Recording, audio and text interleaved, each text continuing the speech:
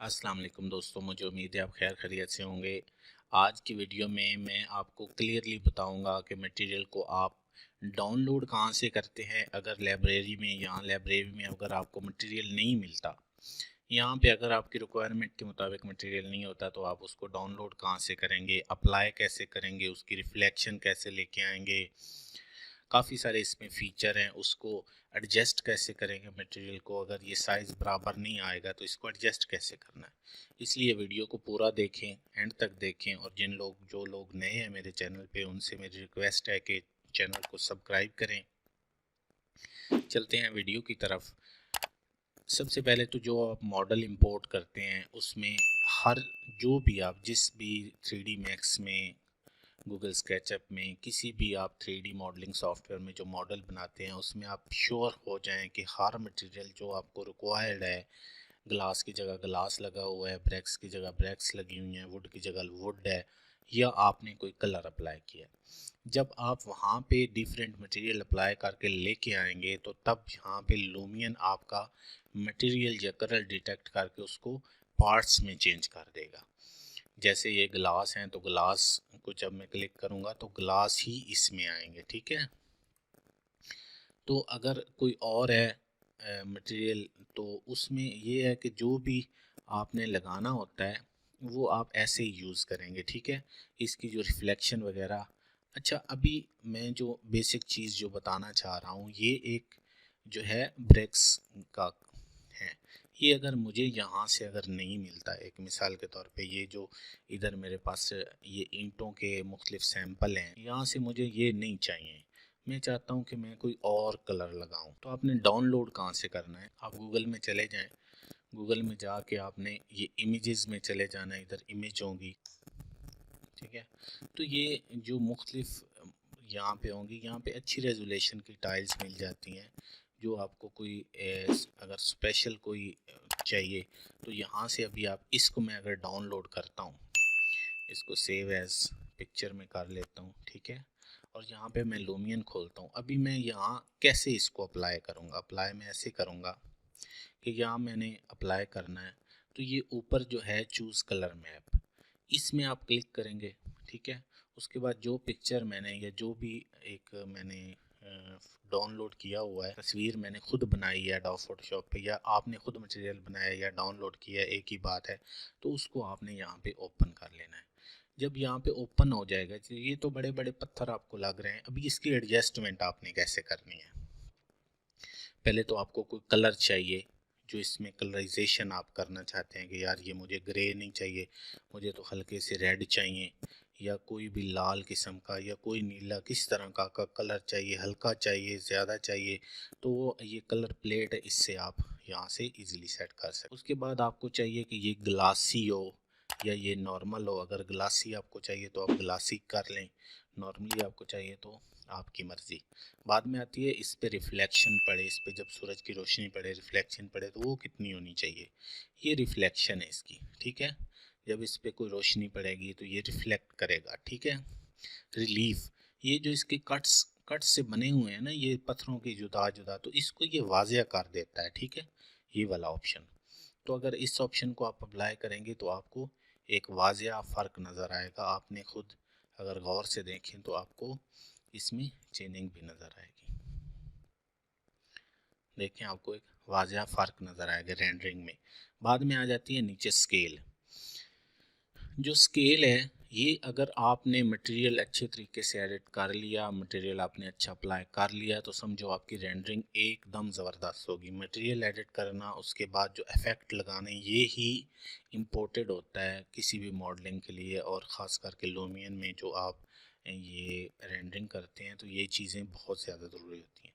Scale की बात आ गई, अगर तो इसको पूरा वापस कर देंगे तो ये ओरिजिनल जो हमारा मैप होगा उसी के साइज़ की ये हमारा टेक्सचर लग जाएगा। अगर हमें इसकी स्केल चाहिए तो हम अपनी मर्ज़ी से यहाँ पे इसको रीस्केल जितना भी करना हो हम कर सकते हैं, अपनी मर्ज़ी से इसकी सेटिंग कर सकते हैं। फिर भी हम चाहते हैं कि यार ये ऊपर से थोड़ी कमी है, ये इसको थोड़ा रोटेट करना है, तो उसका ये ऑप्शन है। ये ऑप्शन है एक्स एक्सिस पे काम करेगा, ठीक है।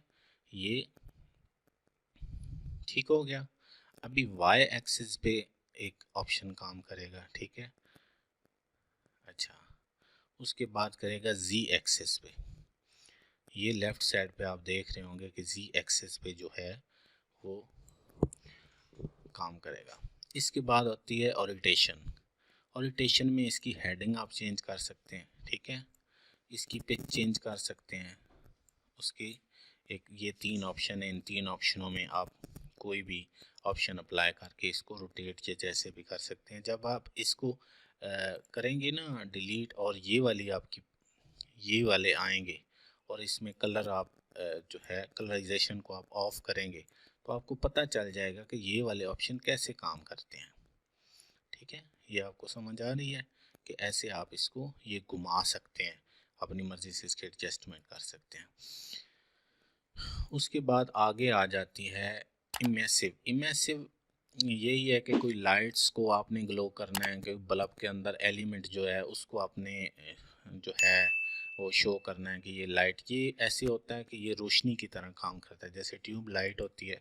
अभी मैं इसी पे आपको अप्लाई करके बताता हूँ कि इसमें एक अजीब सी रोशनी निकलने लग जाती है। अभी आप देख रहे हैं ना इमेसिव क्या काम करता है। ये आप अपनी मर्ज़ी से जहाँ पे यूज़ करना चाहें आप यूज़ कर सकते हैं। अच्छा, जो सेचुरेशन है, सेचुरेशन का यही होता है कि ये ऐसे बहुत ज़्यादा वो जैसे गर्म होता है, ये अभी देख रहे हैं, ये इस तरह का इसमें इफ़ेक्ट आ जाता है।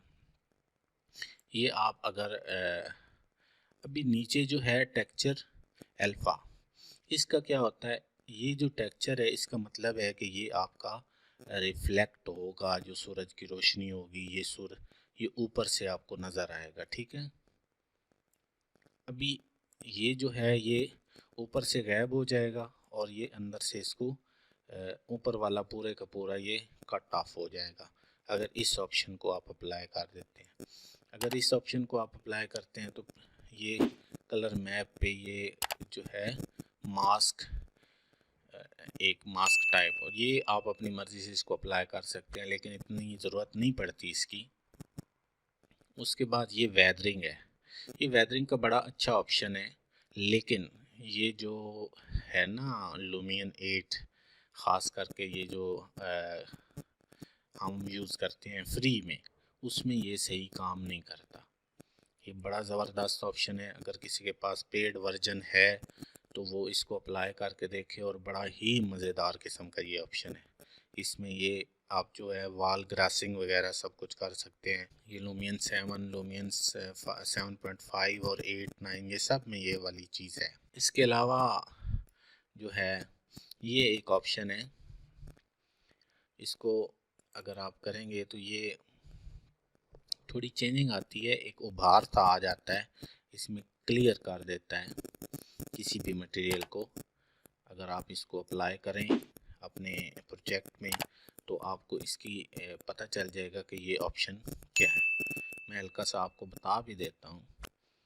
अगर आप करीब जाएंगे तो ये देखिए, अभी मैं इसको अप्लाई करता हूँ तो ये हल्की सी इसमें चेंजिंग आती है, ये कुछ चीज़ें डाउन होती हैं, कुछ क्लियर हो जाती हैं लेकिन डाउन। अगर इसको आप अप्लाई करना चाहें तो ठीक, ना अप्लाई करना चाहें तो आपकी मर्ज़ी। बाकी इसकी जो रिफ्लेक्शन वगैरह है वो आप इसी से ही सेट कर सकते हैं, ये जो स्केल है। बाकी आ जाता है रेंडरिंग पे। जब आपने मटेरियल अप्लाई कर दिया उसके बाद इसको ओके कर दिया, बाकी बात आ जाती है रेंडरिंग पे। रेंडरिंग पे आपने कैसे इफ़ेक्ट लगाने हैं, ठीक है। एफएस इफेक्ट में जाके जो सन स्टडी है,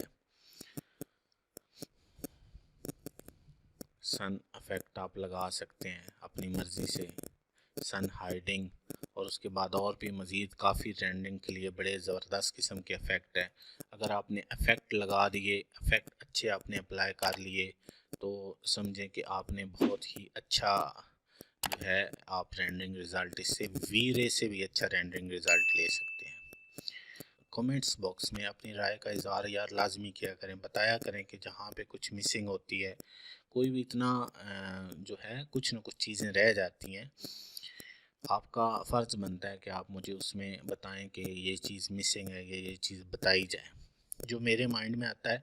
दूसरे नंबर पे जो कोई भी सॉफ्टवेयर होता है उसके टूल सीख लेना ये चीज़ नहीं होती, बल्कि आपके माइंड में जो आइडियाज़ होते हैं, जो आपके एक क्रिएटिव माइंड होता है, वो सारी कुछ होता है कि आप कैसे करना चाहते हैं।